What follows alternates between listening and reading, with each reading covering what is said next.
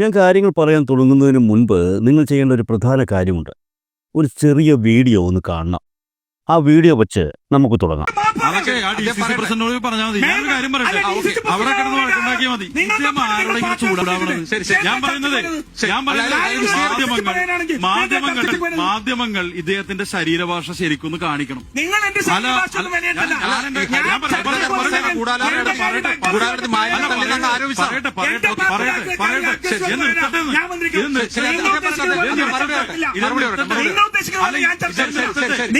എന്താണിത്? ഇത് എന്താണ് ഈ കാണിച്ചുകൊണ്ടിരിക്കണം? ഞാൻ പറയട്ടെ, അതായത് എന്തിനാ എനിക്കെന്നെ നാണക്കേട് തോന്നുന്നു ഈ രാജു പി നായർ അദ്ദേഹത്തിന്റെ അതായത് ഒരു കാര്യം പറയട്ടെ. ഇപ്പോൾ നിങ്ങൾ കണ്ടില്ലേ, ഈ വീഡിയോയിൽ മറ്റാരെയും സംസാരിക്കാൻ സമ്മതിക്കാതെ കോപം കൊണ്ട് ജ്വലിച്ചു നിൽക്കുന്ന ഒരു വ്യക്തിയെ നിങ്ങൾ കണ്ടില്ലേ? അദ്ദേഹത്തിന്റെ പേരാണ് രാജു പി നായർ. എല്ലാവർക്കും അറിയാവുന്ന ആൾ തന്നെയാണ്. മിക്കവാറുമുള്ള ചാനലുകളിൽ കോൺഗ്രസിന്റെ ഭാഗം സംസാരിക്കാൻ വേണ്ടി വന്നിരിക്കുന്ന വ്യക്തി. ആള് ബ്ലോക്ക് പഞ്ചായത്ത് മെമ്പറൊക്കെ ആയിരുന്നു എന്നാണ് വിവരം. എതിരാളികൾ ആരായിരുന്നാലും അവരെ സംസാരിക്കാൻ സമ്മതിക്കാതിരിക്കുക, സംസാരിക്കുമ്പോൾ ഇടയിൽ കയറി സംസാരിക്കുക, വലിയ നുണകൾ, ചെറിയ നിരുപദ്രവപരമായ നുണകളൊന്നുമല്ല, പൊട്ടിത്തെറിച്ചാൽ ശരീരം ചിതറുന്ന തരത്തിലുള്ള നുണകൾ യാതൊരു ഭാവവ്യത്യാസവും ഇല്ലാതെ ചർച്ചയ്ക്കിടയിൽ തട്ടിവിടുക. അത് നുണയാണെന്ന് പറയുന്ന എതിരാളികളെ സംസാരിക്കാൻ സമ്മതിക്കാതിരിക്കുകയും മനഃപൂർവ്വം ചാനൽ ചർച്ചകളിൽ പ്രശ്നങ്ങൾ ഉണ്ടാക്കുന്നതുമൊക്കെയാണ് ഇദ്ദേഹത്തിൻ്റെ പതിവ് രീതികൾ. ചാനൽ ചർച്ചകളിൽ സംസാരിക്കുമ്പോൾ പ്രതിപക്ഷ ബഹുമാനം എന്താണെന്ന് പോലും അറിയാത്ത രീതിയിലാണ് പുള്ളിക്കാരൻ പെരുമാറുന്നത്. അല്ല, ചാനൽ ചർച്ചകൾ പതിവായി കാണുന്നവർ ആരെങ്കിലും ഉണ്ടെങ്കിൽ അവർക്ക് ഞാൻ ഇതൊന്നും പറഞ്ഞു കൊടുക്കേണ്ട ആവശ്യമില്ല. ഇനി അടുത്ത ഒരാളെ കൂടി പരിചയപ്പെടുത്തട്ടെ. ചാനൽ ചർച്ചയിൽ പങ്കെടുക്കുന്ന ആളാണ് എങ്കിലും ചർച്ച ചെയ്യലല്ല മുഖ്യ പരിപാടി, ചർച്ച നടത്തിപ്പിക്കലാണ്.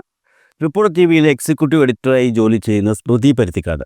സ്മൃതി നയിക്കുന്ന ചർച്ചകളിൽ ഒരു കോൺഗ്രസ് അനുകൂല അന്തരീക്ഷം സൃഷ്ടിക്കപ്പെടുന്നതായുള്ള ആരോപണങ്ങൾ നിരവധി തവണ ഇടതുപക്ഷം ഉയർത്തിയിട്ടുണ്ട്.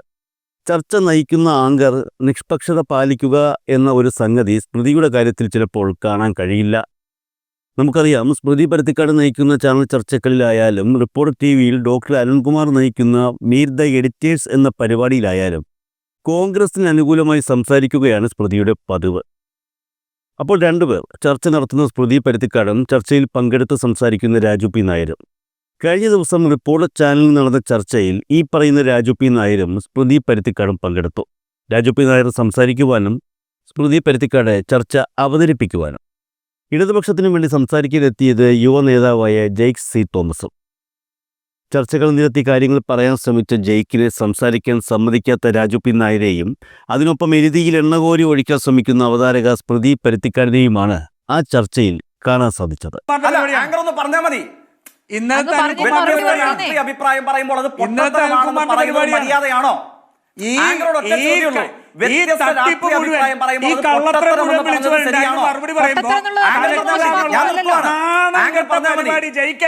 അല്പമെങ്കിലും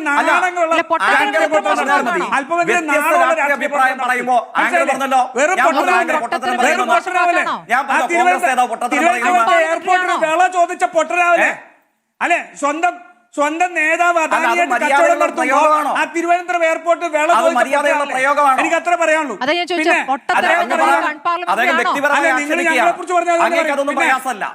അദ്ദേഹം വ്യക്തിപരമായി ആക്ഷേപിക്കുകയാണ്.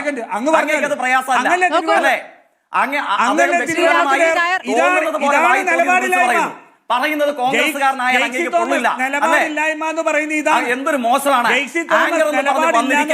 ഈ കാര്യങ്ങൾക്കകത്ത് മര്യാദ കാണിക്കണം. ഇതിനിടയിൽ പൊട്ടക്കള്ളം ഒരു ഉളുപ്പുമില്ലാതെ വിളിച്ചു പറയുന്ന രാജു പി നായരെയും അതിനെ ഒരു ചെറു വിരൽ കൊണ്ടുപോലും തടയാൻ ശ്രമിക്കാത്ത സ്മൃതിയെയും കാണാൻ സാധിച്ചു.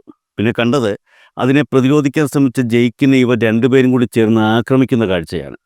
ജെയ്ക്ക് മറുപടി പറയാൻ ശ്രമിക്കുന്നുണ്ട്, പക്ഷേ ഇവർ രണ്ടുപേരും കൂടി ചേരുമ്പോൾ ജെയ്ക്കിന് അതിന് സാധിക്കുന്നില്ല എന്നുള്ളതാണ് യാഥാർത്ഥ്യം. പത്മകുമാർ നിങ്ങളുടെ സഹപ്രവർത്തകനല്ലേ? അല്ലേ? ജെയ്സി തോമസ് പറ.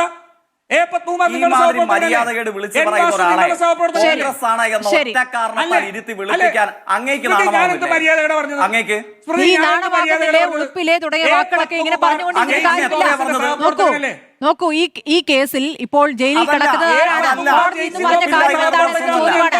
ഇതിലൊരു വാക്കിൽ പിടിച്ചുകൊണ്ട് അതിൽ തൂങ്ങി ചർച്ച ബഹളത്തിൽ അവസാനിപ്പിക്കുന്നത് നല്ല തന്ത്രമാണ്. ആ തന്ത്രമാണ്, ചോദ്യങ്ങൾക്ക് ഉത്തരമാണ് നമ്മൾ പ്രതീക്ഷിക്കുന്നത്. അത് കൃത്യമായി ലഭിച്ചോ എന്നൊരു ചർച്ച അവസാനിക്കുമ്പോൾ എല്ലാവർക്കും ഒന്ന് മനസ്സിരുത്തി ആലോചിക്കാം. തിരുവനന്തപുരം എയർപോർട്ടിന് വില ചോദിച്ചതാണോ? എയർപോർട്ട് വില ചോദിച്ചതാണോ? ഞാൻ ചോദിക്കുന്നുള്ളൂ. ശരി ശരി ശരി. അങ്ങ് തിരുവനന്തപുരം എയർപോർട്ടിന്റെ വില ചോദിച്ചതാണോ സർക്കാർ?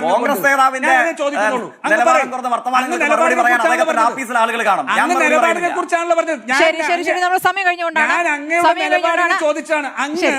അങ്ങ് തിരുവനന്തപുരം എയർപോർട്ടിന്റെ വില ചോദിച്ച ആളല്ലേ അങ്ങ്? രാജു പി നായരെ പോലുള്ള ഒരു വ്യക്തി ചർച്ചയിൽ പങ്കെടുക്കുമ്പോൾ അവതരിപ്പിക്കാനിരിക്കുന്ന ആൾ ശ്രദ്ധിക്കേണ്ട ചില കാര്യങ്ങളുണ്ട്. വായിൽ തോന്നിയത് കോതയ്ക്ക് പാട്ട് എന്നുള്ളത് പോലെ സംസാരിക്കുന്ന ആളാണ് ഈ രാജു പി നായരെ പോലുള്ള ആൾക്കാരെങ്കിലും അവരെ നിലയ്ക്ക് നിർത്തേണ്ടത് അവതാരകൻ്റെ അല്ലെങ്കിൽ അവതാരകയുടെ ജോലിയാണ്. എന്നാൽ സ്മൃതി പരുത്തിക്കാട് നയിക്കുന്ന ചാനൽ ചർച്ചകളെ രാജു പി നായരെ പോലെയുള്ള ആൾക്കാർക്ക് സർവ്വ സ്വാതന്ത്ര്യവും അവർ അനുവദിക്കും. അതിന് കാരണം ഒരുപക്ഷെ രാജു പി നായർ കോൺഗ്രസ്സുകാരനാണ് എന്നുള്ളതാകാം. കഴിഞ്ഞ ദിവസവും സംഭവിച്ചത് അതുതന്നെയാണ്. ജെയ്ക്സ് ടി തോമസിനെ സംസാരിക്കുവാനോ കാര്യങ്ങൾ വിശദീകരിക്കുവാനോ സമ്മതിക്കാതെ രാജു പി നായർ അഴിഞ്ഞാടിയപ്പോൾ അതിന് എല്ലാവിധ സഹായങ്ങളും തൻ്റെ ഭാഗത്തു നിന്ന് ചെയ്തു കൊടുക്കാൻ സ്മൃതി പരുത്തിക്കാടിന് കഴിഞ്ഞു എന്നുള്ളത് ആ ചർച്ച കാണുന്ന ആർക്കും ബോധ്യമാവുന്ന ഒരു വസ്തുതയാണ്.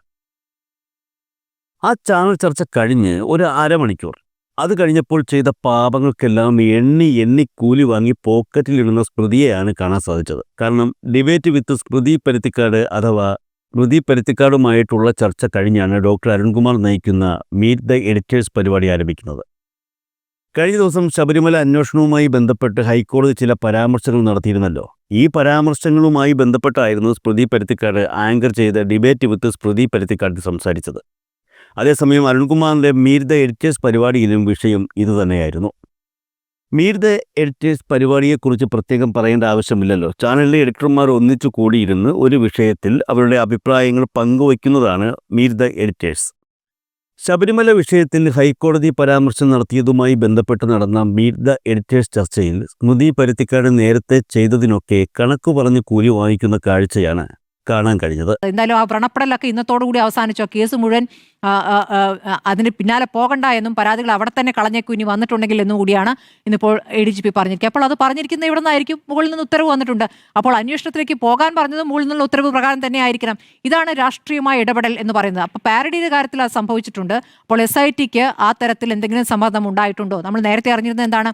SITക്ക് പൂർണ്ണമായും രഹസ്യ സ്വഭാവത്തിലുള്ള അന്വേഷണം നടത്തിക്കൊണ്ട് അത് കോടതിയിൽ അടച്ച കവറിൽ, അത് സീൽ വെച്ച കവറിൽ സമർപ്പിക്കുന്ന വിവരങ്ങൾ, അതിൽ തന്നെ കോടതിക്ക് തോന്നുന്ന കാര്യങ്ങൾ, അതിൽ നിന്നും വായിച്ചെടുത്തതിൽ നിന്നും മനസ്സിലാക്കുന്ന കാര്യങ്ങളാണ് പുറത്തേക്ക് പറയുന്നതാണ്. നമ്മൾ ഗുരുതരമായ വിഷയങ്ങളെ നമ്മൾ ചർച്ച ചെയ്തുകൊണ്ടിരുന്നത്, കോടതി നൽകുന്ന വിവരങ്ങളാണ് നമ്മൾ ചർച്ച ചെയ്തുകൊണ്ടിരുന്നത്. അതാണ് അതിൻ്റെ ഗൗരവം പുറത്തേക്ക് എത്തിച്ചത്. കോടതി തന്നെ എത്തിച്ച വിവരങ്ങളാണ് നമ്മൾ ചർച്ച ചെയ്തിട്ടുള്ളത്. അപ്പോൾ SITയുടെ അന്വേഷണവുമായി ബന്ധപ്പെട്ട് ഇനി എങ്ങോട്ട് പോകുന്നു എന്നുള്ള ചോദ്യം പ്രധാനമായി അവിടെ നിൽക്കുന്നു. സ്മൃതി പരുത്തിക്കാടിൻ്റെ വിശദീകരണം കഴിഞ്ഞ ശേഷം റിപ്പോർട്ടർ TVയുടെ മേധാവിയായ ആൻഡ്രോ അഗസ്റ്റിൻ സംസാരിക്കാനെത്തി. സ്വാഭാവികമായും കോൺഗ്രസ് വിരുദ്ധ കാര്യങ്ങളാണ് ആൻഡ്രോ പറഞ്ഞത്. ഇതിനിടയിൽ 1-2 തവണ ഇടയ്ക്കു കയറി തടസ്സം പിടിക്കാൻ സ്മൃതി പരുത്തിക്കാട് നോക്കി. പക്ഷേ കൃത്യമായി സംസാരിക്കുകയും സ്മൃതി പരുത്തിക്കാടിന് കൊടുക്കേണ്ട മറുപടി കൊടുക്കുകയും ചെയ്തുകൊണ്ടാണ് ആൻഡ്രോ തൻ്റെ ഭാഗം തീർത്തത്. ഒരു ഹൈക്കോടതിയുടെ നേതൃത്വത്തിൽ, കോടതിയുടെ നേതൃത്വത്തിൽ അന്വേഷണം നടക്കുന്ന സമയത്ത് പിന്നെ എന്താണ് അതിന് മേലെ എന്ത് സംവിധാനമാണ് നമ്മുടെ രാജ്യത്തുള്ളത്? അതിന് മേലെ ഒരു സംവിധാനമില്ല. ആ സംവിധാനത്തിന് മേലെ വരെ സർക്കാരിനെ കരിവാരി തേക്കാൻ ഇറങ്ങിക്കഴിഞ്ഞാൽ അതിനൊരു ഗൂഢലക്ഷ്യമുണ്ടല്ലോ. ആ ഗൂഢലക്ഷ്യം എന്ന് പറഞ്ഞാൽ പൊളിറ്റിക്കൽ മാത്രമാണ്. ആ പൊളിറ്റിക്കൽ ബെനിഫിറ്റ് എടുക്കുക എന്നുള്ള ഉദ്ദേശം മാത്രമേ ഉള്ളൂ. കോടതി എന്ന് പറഞ്ഞ വിമർശനങ്ങളൊന്നും മിണ്ടരുത്, ആരൊന്നും മിണ്ടരുത്. അല്ല, എന്താ മിണ്ടാല്? കോടതി പറഞ്ഞത് കോർട്ട് ഈസ് ഷോക്ക്ഡ് എന്നാണ്. ഞാൻ എന്റെ ടേൺ വരുമ്പോൾ അത് ആരുടെ ഭാഗത്തുനിന്നാണ്? സർക്കാരിന്റെ ഭാഗത്തുനിന്നാണോ? സർക്കാർ നിയോഗിച്ച ഉദ്യോഗസ്ഥർ. അല്ല, സർക്കാർ എങ്ങനെ നിയോഗിക്കുന്നേ? അതാണ് നമ്മൾ തരാതരം മാറ്റി പറയാം. ഹൈക്കോടതി നിയോഗിച്ച ഇന്ന ഉദ്യോഗസ്ഥരെ വേണമെന്ന് പറഞ്ഞ ഹൈക്കോടതി പേരെടുത്ത് പറഞ്ഞ അപ്പോയിന്റ് ഒരു സമ്മർദ്ദമില്ലാതെ SIT തന്നെ എങ്ങനെ മുടന്തായിരുന്നു അല്ലേ? തന്നെ മുടന്ന് അല്ല അത് ആരുടെ കുറ്റാണെന്ന്, അത് സർക്കാരിനെയാണോ കുറ്റം? അല്ലല്ല കുറ്റാരുടെ അല്ല അത് ഞാൻ പറയുന്നതാണ്. നിങ്ങൾക്ക് ഇപ്പൊ എന്താ സംഭവം? ഇപ്പൊ ഒരു പിന്നെ എന്താണ് ശബരിമലയിൽ സ്വർണ്ണം കട്ടതുമായി ബന്ധപ്പെട്ട ഒരു കേസ് കിട്ടിയിട്ടുണ്ട്. ആ കേസ് അടുത്ത നിയമസഭാ ഇലക്ഷൻ വരെ കൊണ്ടുപോകാൻ വേണ്ടിട്ട് നേരെ കഷ്ടപ്പെടുകയാണ്. കട്ടേരെ പിടിക്കാനാണല്ലോ SIT ഉള്ളത്. പ്രതിപക്ഷത്താണെങ്കിൽ ഇത് ഉപയോഗിക്കില്ലായിരുന്നോ? CPM പ്രതിപക്ഷത്തായിരുന്നു ഇത് ഉപയോഗിക്കില്ലായിരുന്നു. പ്രതിപക്ഷത്തായിരുന്നെങ്കിൽ ഇത് ഉപയോഗിക്കില്ലായിരുന്നു ഈ വിഷയം. എല്ലാ സമയത്തും എല്ലാവരും ഉപയോഗിക്കും. ആരാണോ പ്രതിപക്ഷങ്ങൾ ഉപയോഗിക്കും. മിണ്ടരുതെന്ന് പറയുന്നത് എന്താ അടിസ്ഥാനത്തിലാണ്? കോൺഗ്രസിന്റെ സമയത്ത് ആരായിരുന്നു ദേവസ്വം മന്ത്രി? ദേവസ്വം മന്ത്രിന് അനിയൻ എന്താ ചെയ്തേ? ആയിക്കോട്ടെ. അപ്പൊ ആ വിഷയങ്ങളൊന്നും ഉന്നയിക്കാൻ അതൊക്കെ അയ്യപ്പ പ്രശ്നമാണ്. നിങ്ങൾ അയ്യപ്പ ശബരിമല മനസ്സിലായില്ല. ഈ 9 കൊല്ലം എന്താ അന്വേഷിച്ചത്? അന്വേഷിച്ച് നടപടി എടുക്കണ്ടേ? പിന്നെ എന്താ പ്രശ്നന്നേ? നടപടി എടുത്തല്ലോ. സ്വർണ്ണക്കൊള്ള ഒന്നാണ്. സ്വർണ്ണക്കൊള്ള ഒന്നാണ്.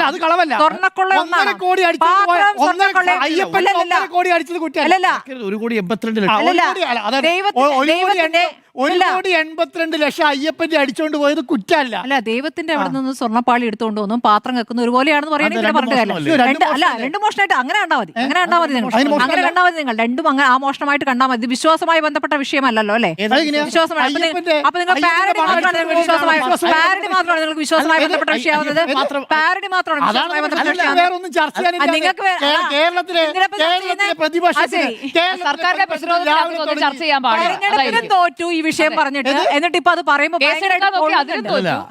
അല്ല തോന്നും ഈ അയ്യപ്പന്റെ പാത്രം കട്ടത് അയ്യപ്പന്റെ പൂജയാണ്, സ്വർണം കട്ടത് അങ്ങനെയൊന്നും ആരും പറഞ്ഞിട്ടില്ല. അങ്ങനെയാണോ? അങ്ങനെ ആരും പറഞ്ഞില്ല. അയ്യപ്പന്റെ അവിടെ നിന്ന് 1 രൂപ മാഡം പറഞ്ഞത് ഈ കേസിനെ കുറിച്ചാണ്. ഇടപെട്ടെന്ന് പറഞ്ഞതേ ഉള്ളൂ. ആന്റോഗസിന്റെ സമയമാണ്. അപ്പൊ ആ രീതിയിലുള്ള നരേഷൻ ശരിയല്ല. അയ്യപ്പൻ പാത്രം കട്ടതും തെറ്റാണ്, സ്വർണ്ണപ്പാളി കട്ടതും തെറ്റാണ്. പക്ഷേ സ്വർണ്ണപ്പാളിയുടെ കാര്യത്തിൽ ഇപ്പോ ഒരു കാര്യത്തിൽ 2 നിലപാടാണ്. സർക്കാരിന്റെ ഭാഗത്തുനിന്ന് ശബരിമലയിൽ നിന്ന് 1,62,00,000 രൂപ പാത്രം വാങ്ങിയതുമായി ബന്ധപ്പെട്ട് വലിയ അഴിമതി നടത്തി. അത് അഴിമതി നടത്തിയെന്ന് കണ്ടെത്തുകയും ആ എമൗണ്ട് തിരിച്ചു പിടിക്കുകയും ചെയ്തു. അത് അയ്യപ്പന്റെ പണമല്ല, അത് ശബരിമലയിൽ നിന്ന് അടിച്ചു മാറ്റിയതല്ല, അതുമായിട്ട് ഒരു ബന്ധമില്ല. ആരാണ് ന്യായീകരിക്കുന്നത്?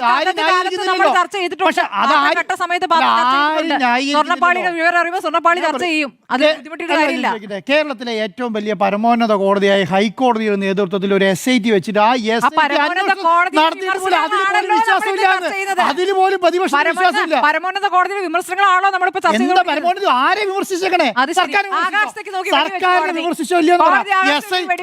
ഞാൻ ചോദിക്കട്ടെ, സർക്കാരിനെ വിമർശിച്ചോ ഇല്ലയോ? സർക്കാരിന്റെ പേരുണ്ടോ അതിനകത്ത്? ഏതെങ്കിലും ഒരു സർക്കാർ ആരെക്കുറിച്ച് പറഞ്ഞിട്ടുണ്ടോ? SIT നിയമിച്ച ഉദ്യോഗസ്ഥർ ശക്തമായി നല്ല രീതിയിൽ പ്രവർത്തിക്കില്ല എന്ന് പറയുകയാണ്. അത് സർക്കാരിനെതിരെയാണ് വിമർശനമായി മാറ്റുകയാണ്. അതല്ല സംഭവിക്കുന്നത്. അല്ലാതെ സർക്കാർ തിരിച്ചടിയൊന്നുമല്ലല്ലോ. സർക്കാരിന്റെ ഭാഗത്ത് എവിടെയെങ്കിലും എഴുതി വെച്ചിട്ടുണ്ടോ? ഒന്നും പറഞ്ഞിട്ടില്ലല്ലോ. ഞാൻ ചോദിക്കട്ടെ, ഇന്നിപ്പോൾ 2 പേരെ പങ്കജ് ഭണ്ഡാരിനെയും ഗോവർദ്ധനെയും അറസ്റ്റ് ചെയ്തു. സർക്കാർ പറഞ്ഞിട്ട് അറസ്റ്റ് ചെയ്തത്? അല്ല, ഈ ഗോവർദ്ധനെ അറസ്റ്റ് ചെയ്ത സർക്കാരിന് എന്തെങ്കിലും ബുദ്ധിമുട്ടുണ്ടോ? ഭണ്ഡാരിനെ അറസ്റ്റ് ചെയ്ത സർക്കാരിന് എന്തെങ്കിലും ബുദ്ധിമുട്ടുണ്ടോ? എന്തായി പറഞ്ഞു? എന്താ പറഞ്ഞത്? അപ്പൊ അന്വേഷണം നടത്തിയിട്ട് അവർ നിലപാട് സ്വീകരിച്ച് മുന്നോട്ട് പോകുമ്പോൾ അതിനകത്ത് എന്താണ് ഹൈക്കോടതിക്ക് തൃപ്തി ഇല്ലെങ്കിൽ ആ തൃപ്തിയോടുകൂടി അന്വേഷണം നടത്താൻ ഹൈക്കോടതി ഉദ്യോഗസ്ഥരോടാണ് പറയുന്നത്, അല്ലാതെ സർക്കാരോടല്ല. സർക്കാരിന്റെ കീഴിൽ പ്രവർത്തിക്കുന്ന ഉദ്യോഗസ്ഥരാണ് പറയാൻ പറ്റുന്നു. അത് അന്നേരം പറയുന്നത് സർക്കാരിനോടല്ല പറയുക, ആ SIT-നോടല്ലല്ലോ പറയാ. ഇപ്പം എന്താണ് ക്ലാരിറ്റിയോടുകൂടി SIT-നോടാണ് പറഞ്ഞിരിക്കുന്നത്. അപ്പം ഈ ഞാൻ പറയുന്നത് തരാതരത്തിനനുസരിച്ച് കാര്യം മാറ്റി പറയുക എന്നുള്ളത്. തരാതരം എന്ന് പറഞ്ഞാൽ എന്താ? തുടക്കത്തിൽ സർക്കാരിനെതിരായി പറയേണ്ട സമയത്ത് സർക്കാരിനെതിരെ പറഞ്ഞുകൊണ്ടിരിക്കുകയാണ്. ആ സമയത്ത് പത്മകുമാർ അറസ്റ്റ് ചെയ്തപ്പോൾ പറയുകയാണ്, അയ്യോ സർക്കാരിൻ്റെ നേതൃത്വത്തിലുള്ള പോലീസാണ് ഈ പത്മകുമാർ അറസ്റ്റ് ചെയ്യേയില്ല, അങ്ങനെ ഒരു നിലപാട് സ്വീകരിക്കില്ല, അത് ഹൈക്കോടതിയുടെ നേതൃത്വത്തിലുള്ള SIT ആയതുകൊണ്ട് അത് അന്വേഷിച്ചെന്ന് പറയുന്നു. നേരെ തിരിച്ച് ഇപ്പം എന്താ പറയുന്നത്? ഇപ്പം പറയുകയാണ് ഹൈക്കോടതി പറയാൻ അന്വേഷണത്തിന് സംശയമുണ്ട്, അന്വേഷണം നടക്കുന്നില്ല, നല്ല രീതിയിൽ അന്വേഷണം നടക്കണമെന്ന് SIT-നോട് ഹൈക്കോടതി പറഞ്ഞ സമയത്ത് പറയുകയാണത് സർക്കാർ ഇടപെട്ട് അന്വേഷണം നിർത്തിവെച്ചിരിക്കുന്നു എന്ന് പറയുകയാണ്. അപ്പോൾ ഇതെന്ത് നിലപാടാണ്? ഈ നിലപാട് ഇങ്ങനെയല്ലല്ലോ. ഇങ്ങനെയാണെങ്കിൽ നിങ്ങൾ അങ്ങനെ 2 നിലപാട് സ്വീകരിക്കുകയാണെങ്കിൽ ഈ പറഞ്ഞ ശിവകുമാറിന് അനിയൻ പിന്നെ 1,82,00,000 കട്ടപ്പോഴും ഈ പറഞ്ഞ സ്വർണ്ണക്കൊള്ള നടത്തിയപ്പോഴൊക്കെ 2 ഒരു നിലപാടായിട്ട് തന്നെ കാണണം. 2 അയ്യപ്പൻ്റെ സ്വത്തല്ലേ അടിച്ചുകൊണ്ട് പോയത്. ഇത് അയ്യപ്പൻ്റെ സ്വത്താണ് അടിച്ചുകൊണ്ട് പോയെന്നുള്ള അർത്ഥത്തോടു കൂടി കൈകാര്യം മതി. കോൺഗ്രസ് പാർട്ടി എന്ത് തെറ്റ് കാണിച്ചാലും അതൊന്നും ഒരു തെറ്റല്ല എന്ന് പറഞ്ഞു നടക്കുന്ന വ്യക്തിയാണ് രാജു പി നായർ. പറഞ്ഞു നടന്നില്ലെങ്കിലും കോൺഗ്രസ് കാണിക്കുന്നതൊന്നും തെറ്റല്ല എന്ന് മനസ്സിൽ വിചാരിച്ചുകൊണ്ട് നടക്കുന്ന ആളാണ് സ്മൃതി. എന്തായാലും രാജു പി നായരെ ചാനൽ ചർച്ചയിൽ വിജയിപ്പിച്ചെടുക്കാൻ സ്മൃതി പരുത്തിക്കാട് നടത്തിയ ആ വലിയ ഓപ്പറേഷനുള്ള കൂലി വിയർപ്പ് ഉണങ്ങുന്നതിന് മുൻപ് തന്നെ സ്മൃതിക്ക് ലഭിച്ചിട്ടുണ്ട്.